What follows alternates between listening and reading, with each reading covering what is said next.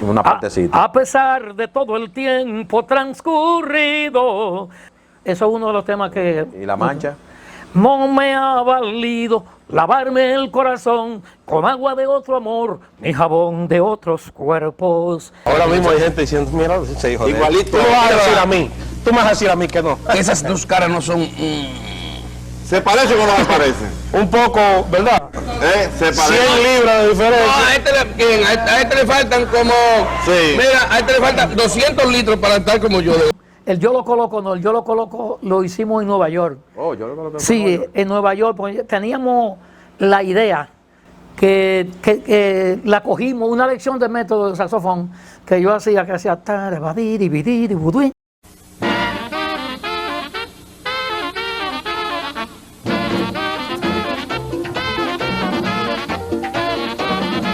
Para tus fiestas y eventos, Luigi Albarante. Luigi Albarante, el hombre sentimiento de la bachata.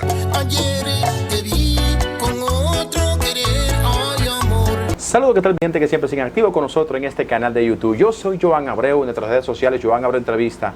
Hoy vamos a entrevistar nueva vez a un músico de Moca, obviamente a la República Dominicana, que se cordió por grandes orquestas. ¿Qué pasa con él también? Que él canta igualito al fenecido Anthony Ríos y le apodan a él Anthony Ríos Jr. Bendiciones, maestro. Gracias, maestro, por venir hasta acá. Muchas gracias. El placer de nosotros, nueva vez. Porque de eso se trata, que estas entrevistas no se queden solamente en trayectoria, también darle seguimiento a los artistas a los fines de que puedan continuar con su carrera. Claro, claro.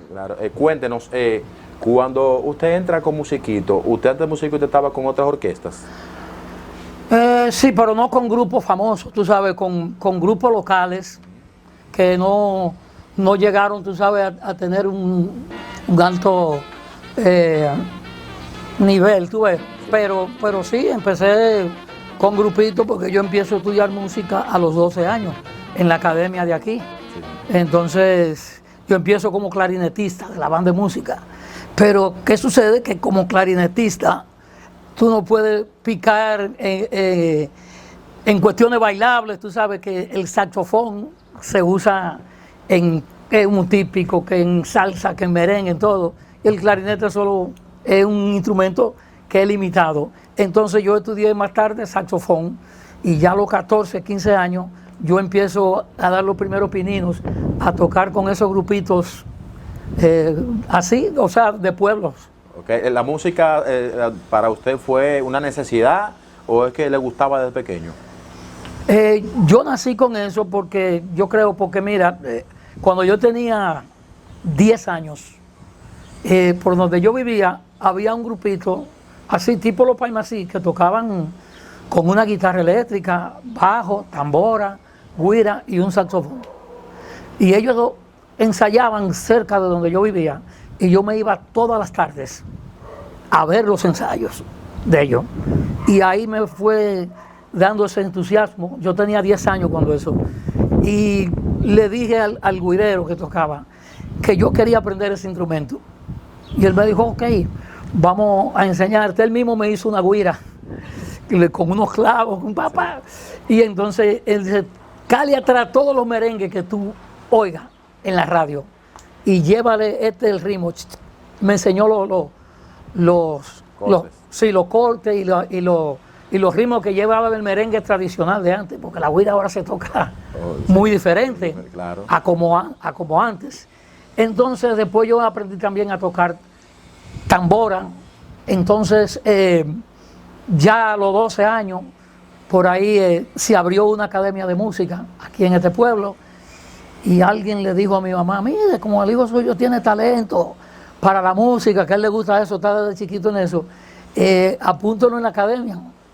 Pues yo fui el primer día y solfié y di la primera lección el primer día y le dice el maestro, el de música, Gabriel Castillo, que era en ese entonces, recuerdo, y dice, cómprele un método a ese muchacho, que ese muchacho tiene un gran talento para la música.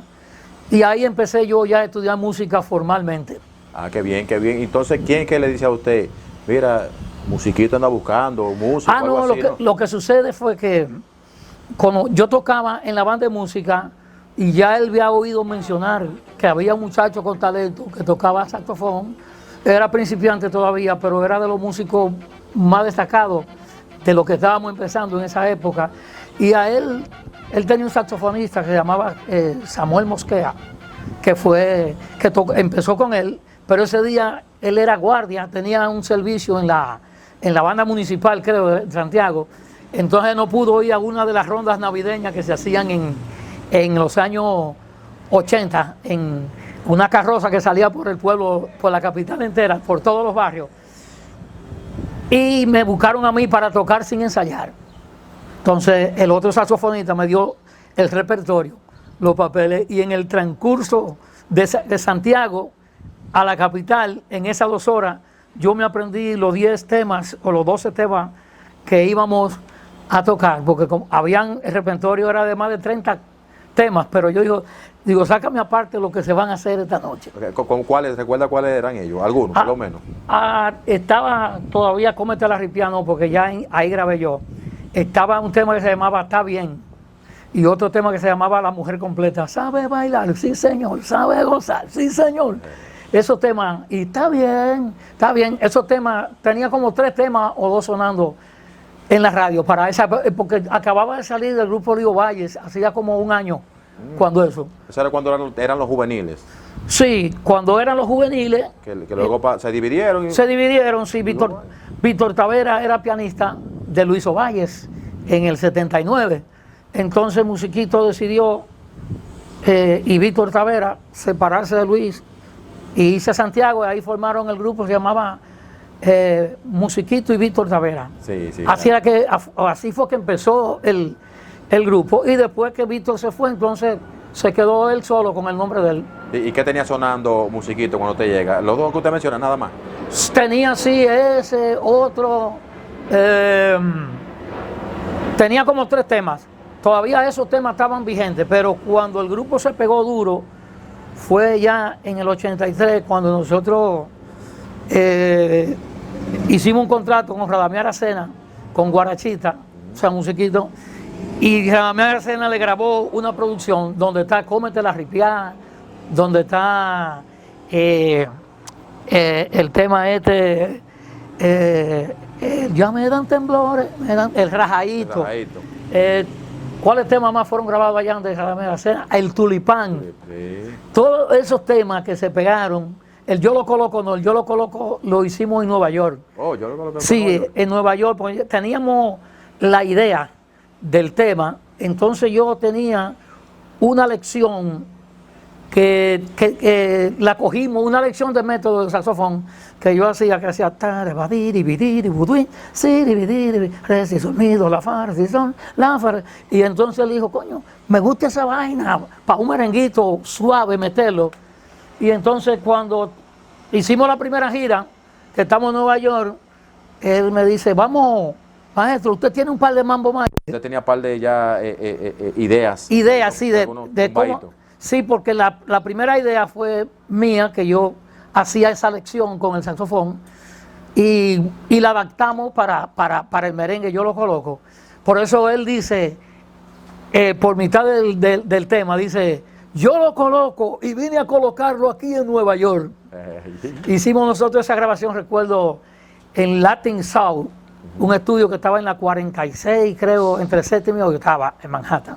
Oye, excelente. ¿Qué tan bien eran las fiestas con música, con lo que te música? Bueno, la primera vez que nosotros fuimos a Nueva York, estábamos tan pegados que al aeropuerto John F. Kennedy fue una caravana de fans de nosotros, incluyendo hombres, mujeres, de todos, y nos acompañaron desde el aeropuerto hasta el hotel, que era en la 50, en la 48 y 7ª Avenida, el Hotel Presidente, recuerdo, que estábamos hospedados nosotros ahí, y hasta ahí, porque el tema estaba número 1, acabando, nada más habían 2 emisoras, todavía no existía ni la Mega, ni nada de eso, en aquella época, nada más solamente estaba Radio Hit, y creo que Radio Guado, y ahí sonaba en AM, y ahí sonaban los temas, y entonces el programa de fiesta de Telantilla, nosotros lo hacíamos, y salía la semana y pico de nosotros grabarlo aquí. Porque en ese tiempo no había... La tecnología que hay ahora. No, claro, vía satélite y todo, que momentáneamente tú estás ahora hablando y en China te están viendo al mismo tiempo que aquí. Oye. Y yo que en esa época era en VHS. Se llevaban el VHS en un avión y Telemundo lo pasaba en Nueva York a las 5 de la tarde, el programa. Sí, pero por ejemplo nosotros grabábamos este lunes y el lunes siguiente salíamos a Nueva York. Era que salía ya, porque había que mandarlo en un avión, obviamente. Y aquí también, aquí nosotros grabábamos lunes y veníamos saliendo viernes o jueves, porque grababan hasta 4 y 5 orquestas en un día. Wow, tremendo. Los ensayos, ¿dónde era que realizaban los ensayos? Los ensayos, parte, cuando vivíamos aquí en Moca, lo hacíamos aquí, en un salón de ensayo, de estudio, y después cuando estábamos en la capital, lo hacíamos allá en Buenavista, donde nosotros nos fuimos a residir primeramente, cuando fuimos como 6 de los músicos, y el resto lo buscamos allá, porque hubo una parte de los músicos de aquí que no quisieron irse a vivir a la capital, y entonces nosotros decidimos buscar un bailarín, un bajista, 2 trompetas, solamente creo que nos fuimos 6 o 5. Okay. De aquí de Moca, Florcito, el Coco. Coco Guira. Sí, Coco Guira. Un trompetista también que tocaba con nosotros, de aquí. Yo me fui, también se fue Eduardo, el que tocaba tenor, al lado mío, saxofón tenor. Y como nosotros era lo que escribíamos todos los arreglos y todas las cosas, nosotros sabíamos todo lo que iba. Los músicos que llegaron, nosotros lo montamos rápido.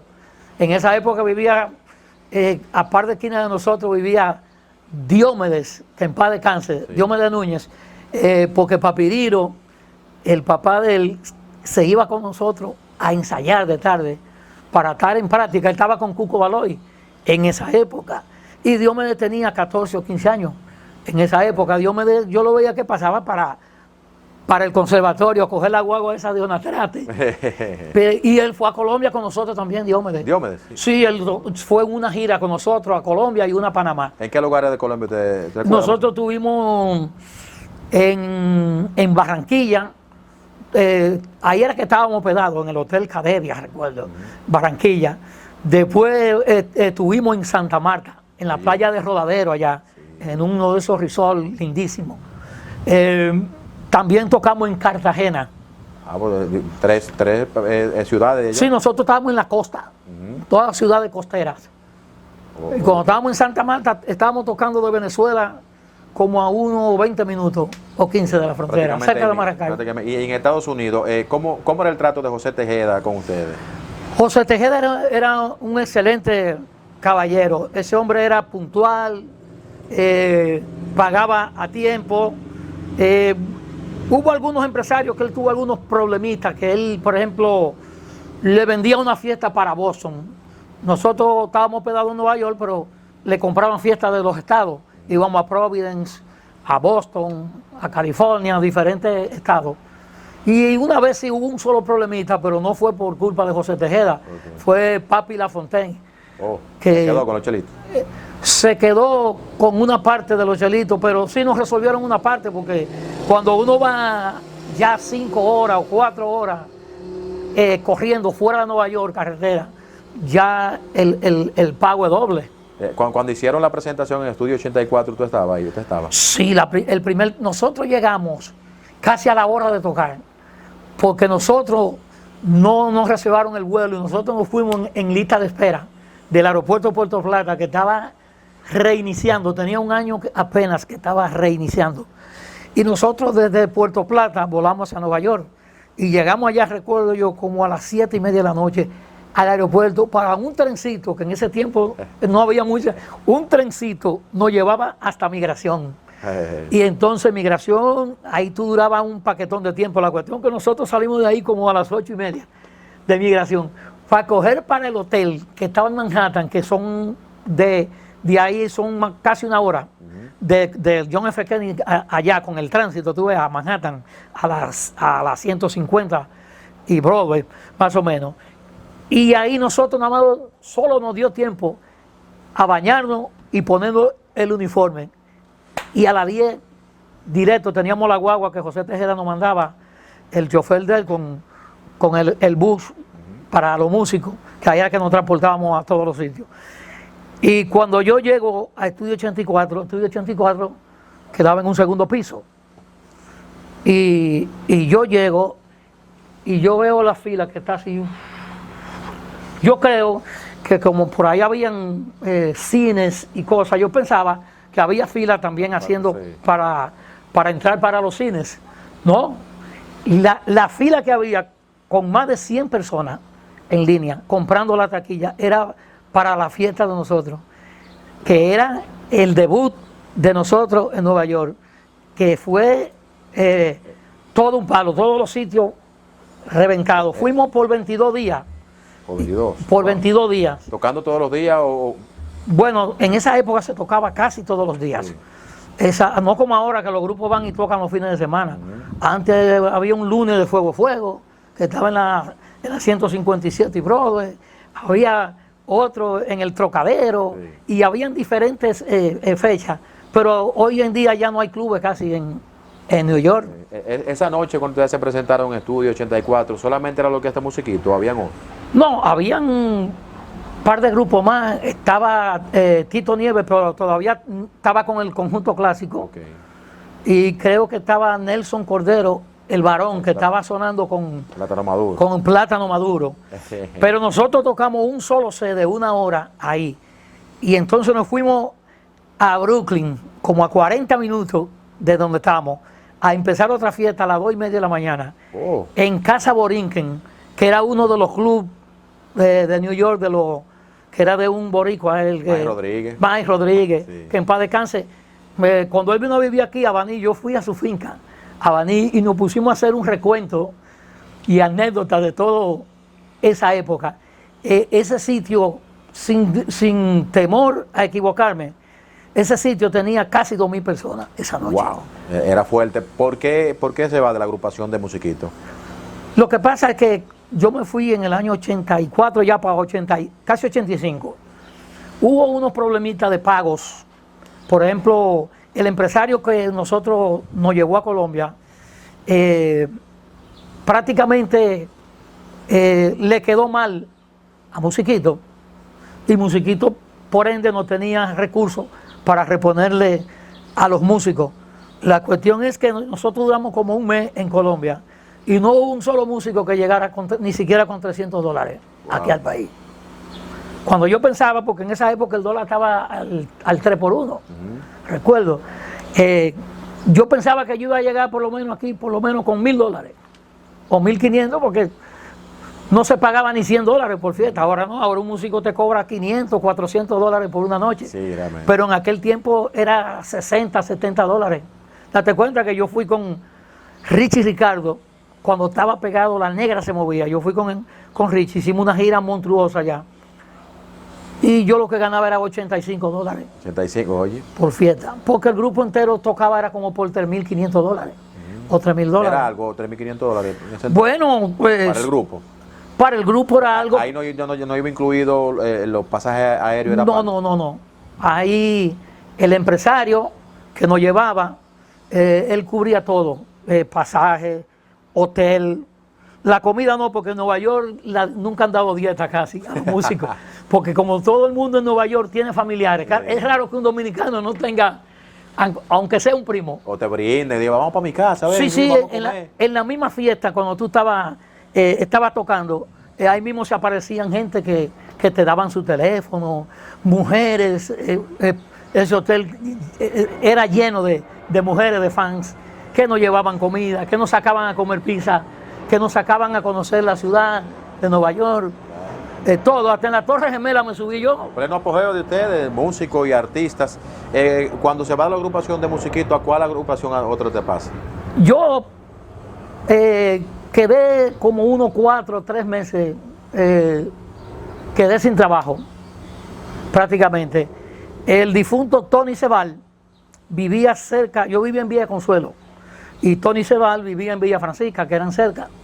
Entonces recuerdo yo que él estaba empezando a sonar como para bochinchar. A mí me gusta ver igual. Pero lo dejaban caer así de vez en cuando en la radio. Sí. Y yo recuerdo que alguien le habló de mí. Yo tenía como 3 o 4 meses que había salido musiquito. Entonces, Tony Sebal, nadie lo conocía. En ese tiempo todavía él se llamaba Cookie. Así era que le decían. Cookie, sabor y son. Sí. Entonces, él fue a mi casa en un motor, un Yamaha 100, recuerdo. Fue a hablar conmigo para yo tocar, que si yo me interesaba tocar en la orquesta, que él tenía un saxofonista que era de aquí también, del pueblo, que era amigo mío, también estudió música conmigo aquí. Pero yo quería pasar, porque ya yo estaba en un nivel viajando a Colombia, a Panamá, a Estados Unidos, a todos los lados. Yo andaba buscando un nivel de grupo más alto, sí. Tuve que volver a empezar. Que realmente no es por la calidad que él tenía, sino porque él estaba empezando. Empezando, sí. Entonces ya yo era un músico que estaba ya a otro nivel. Entonces, no quedamos en nada. Y ahí a los 2 meses de eso después vino José Díaz, la gente del país. Ya el Gran Compré se había ido. Entonces yo toqué como 1 año con la gente del país. Sí. Estaba con nosotros Nelson Gil, cantaba sí. Con nosotros La Medallita y un tema que llama Tengo Fiebre, Tengo Fiebre. Nelson y yo hicimos una... Jerry Vargas estaba ahí, con el piano. No, Jerry ya había salido. Okay, Jerry estaba tocando en Don Guillermo. Okay. Estaba tocando fijo en el piano bar. Quien estaba tocando bajo... Joe Nicolás. No, Pavín. Ay. Que en paz descanse, porque Pavín tocó también con nosotros, con musiquito. En la etapa que vivimos en la capital, él vivía en Lomina y tocaba con nosotros. Y viajó a Nueva York también en 2 ocasiones. Ajá. Entonces estaba Pavín y en el piano estaba Heredia, el que tocó, el que tenía el grupo allá, Heredia, Zafra Negra. Heredia era trombonista y también tocaba piano. Y tocó piano. Muy polifacético, Heredia. Sí, y entonces sí, él era un grupo de alta calidad. Sí. No era un grupo de primera, pero era un grupo de alta calidad musical. La gente del país era un grupo que sonaba igual en un CD, igual que en vivo, porque en la gente del país, esa gente no tenía músico malo. Todo el que iba a tocar ahí tenía que ser un músico experimentado. Qué bien. ¿Y en qué momento usted entra a la agrupación de Fausto Rey?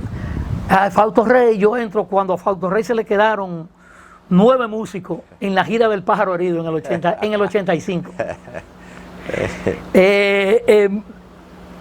Con Fausto Rey solamente vinieron 2 músicos, que fueron los 2 músicos de aquí, de Cayetano Hermosén, de Guanábano, El Grifo y Felito Grullón, que los 2 eran trompetistas. Y eran amigos míos, me conocían desde carajito. Y entonces, y Miguelón, que era uno de los cantantes de adelante, que cantaba, porque Tony Escalón, toditos se quedaron en esa primera gira. ¿Tony se quedó? Tony Escalón fue uno de los primeros que se quedó allá en Nueva York. Me contó esa historia de... Sí. Cuando él se quedó, en pleno frío se le fue. En pleno invierno. En pleno invierno. Cuando en Nueva York hacía frío, sí. De verdad. No como ahora que te cae una nevada cada 15 días. En los tiempos que yo iba a Nueva York de gira, en Nueva York nevaba 3 y 4 veces por semana. Wow. Y la temperatura casi siempre en enero y en febrero estaba bajo 0. Wow. Entonces, que ahora, a veces que se pone bajo 0. A veces. Entonces ahí forman de nuevo la agrupación con Fausto Rey. Entonces cuando llegan de Nueva York, yo estaba tocando con Richie, empezando. Cuando estaba el señor Pulpero, que todavía no estaba La Negra Se Movía ni nada de eso. Entonces yo salgo de Richie para tocar con Fausto Rey. Entonces duro con Fausto Rey como 1 año y pico, recuerdo. Fausto Rey tuvo problemas con el grupo del que no le dieron visa más después de ese problema. Nosotros fuimos 3 veces al consulado y no nos dieron visa, ninguna de las 3 veces. Y nos quedamos con la gira anunciada y todo. Incluyéndolo a usted, ¿usted no tenía visa? No, porque yo tenía visa cuando yo iba con los grupos. Antes no es como ahora que te daban visa de trabajo por 1 año, ahora, y al año tú renovas. En aquella época era, si la gira era por 2 meses, te daban 2 meses de visa. Y ya. Y ya. Y a veces con una sola entrada, no era visa múltiple. Y entonces, cuando yo fui con Fausto, ya yo no tenía visa. porque ya yo tenía como un año que no viajaba ya a Estados Unidos, y las 3 veces nos rechazaron a todos. Wow. Y entonces Fausto, como no tenía sentido que un grupo estuviera pegado aquí, pero no pudiera salir de gira a buscarse los dólares. Y entonces los músicos se fueron yendo hasta que Fausto volvió y se radicó en Nueva York, porque Fausto siempre, desde el año 78, 77, siempre vivió en Nueva York, porque los hijos de él nacieron allá, la mujer de él vivía allá, y Fausto trabajó para el departamento de housing un tiempo, tú sabes, porque Fausto habla un buen inglés. Oye, qué bien. Sí, un inglés muy bueno, entonces él, aparte de la música, llegó a trabajar un tiempecito.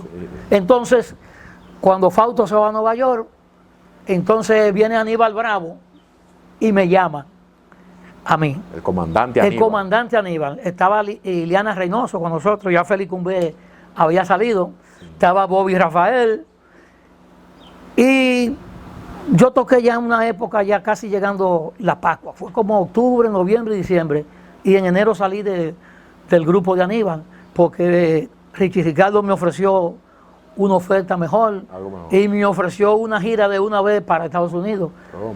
Y entonces todo el mundo pensó, como yo estaba bien, estábamos tocando muchas fiestas con Aníbal Bravo, incluso en ese diciembre yo toqué 30 fiestas, yo nunca en mi vida había tocado 30 fiestas. ¿Con Richie Ricardo?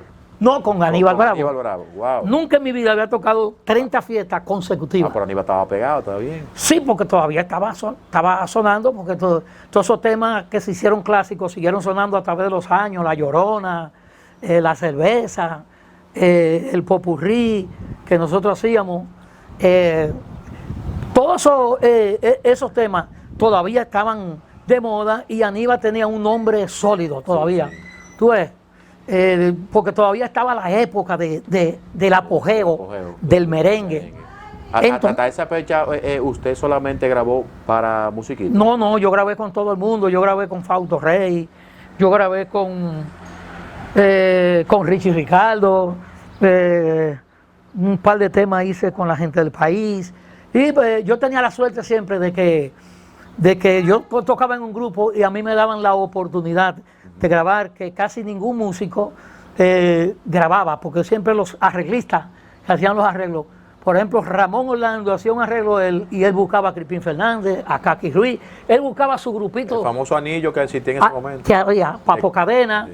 Entonces, yo siempre tenía la suerte de que yo iba a grabar una cosa que iba a grabar Crispín, y los dueños de grupo tenían esa fe en mí, que yo podía hacerlo perfecto.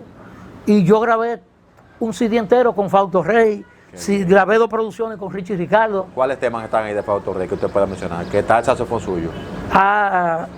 Creo que ahí está Por la belleza que tiene, y un par de temas más que no sonaron muy. Un tema se llama Se muere el fruto. Pero está cuando está Víctor en el piano. Víctor Brito. Víctor Brito. Sí, Víctor Brito vino a tocar cuando se le quedaron los músicos a Fausto Rey, que se quedó el Chichi, allá, Sisto Peralta, de allá de Puerto Plata, que murió del COVID no hace mucho. Ay, sí. Murió, me dio mucha pena cuando supe que murió.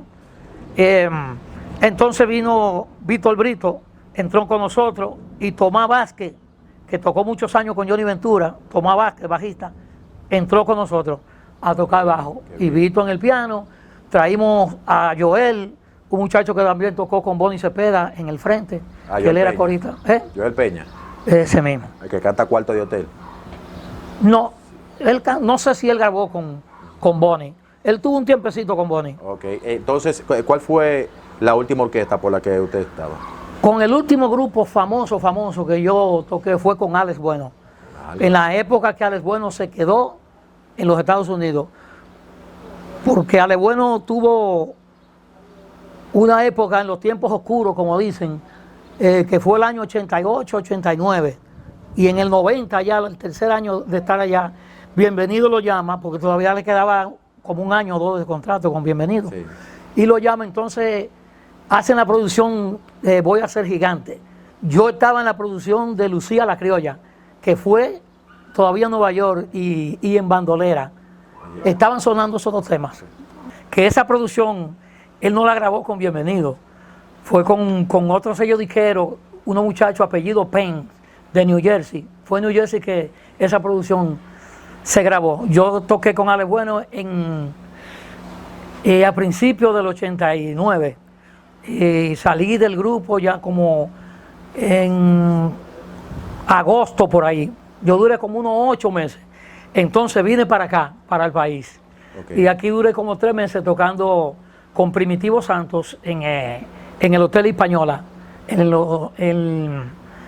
los piano bares esos que hacían, era diario que tocábamos, recuerdo.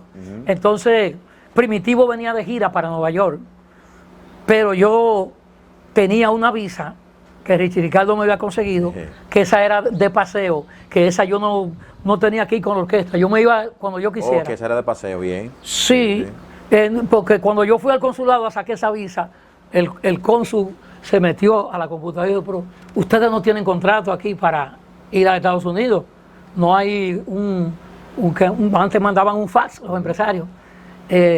Entonces Richie le dijo, no, lo que pasa es que esos músicos son de los fieles míos, tienen 4 años tocando conmigo y ahora vienen una vacación en enero que vamos a durar 1 mes sin tocar y ellos van a pasarse unos días con los familiares y van para allá. Y recuerdo, digo, que nos dieron visa a 3 de los músicos y hasta la novia de él le dieron 1 año. También.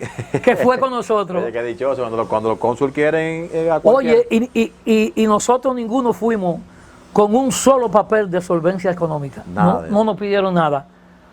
Porque el cónsul cuando hizo así, que chequeó el pasaporte, metió el pasaporte mío, dijo, pues usted estaba en Colombia, digo, sí. ¿Usted estaba en Panamá? Sí. ¿Usted estaba en Estados Unidos? Boston, Nueva York. Y él vio todas las entradas que yo tenía. Dijo, ok, nada más necesito la carta de la oficina. Y él la estaba mirando, la miró, y él se estaba como tardando un poco. Y Richie estaba a una distancia como de aquí allá a la cámara. Y Richie hizo así. Y sacó el LP donde él salió con el Porsche que compró cuando la negra se movía. Richie compró un Porsche que nada más solamente lo tenía él solo en este país, o 2 personas, que costaba $1 millón en el 88, que no era cualquiera que tenía un carro de $1 millón en el año 88. Y Richie Ricardo recuerdo que se paró y le hizo así al cónsul, mire, yo porto la matrícula de ese vehículo, por si acá. Dijo, no es necesario. Pues esa era la garantía que él estaba dando por nosotros, porque sabía que nosotros no se iban a quedar. No. ¿Y cumplieron ustedes? Sí, cumplimos. Yo toqué con Ale Bueno y vine para acá. Ok, muy para bien. El país. Sí. ¿Y por qué Ale fue la última agrupación? Porque ya en los tiempos de Alex, ya yo estaba ensayando alguna pista para lanzarme como cantante. ¿Quién fue que le dijo a usted, pero acá, tú te pareces a No, porque eso cantar, o usted cantaba era otra cosa? No, yo empecé cantando los temas de él, pero que yo andaba con él desde antes de eso, desde que yo era músico y cosas, yo siempre anduve con él en todos los shows, en presentaciones. Cuando Luisín Martí lo vendía a él en los años 87, por ahí, 88,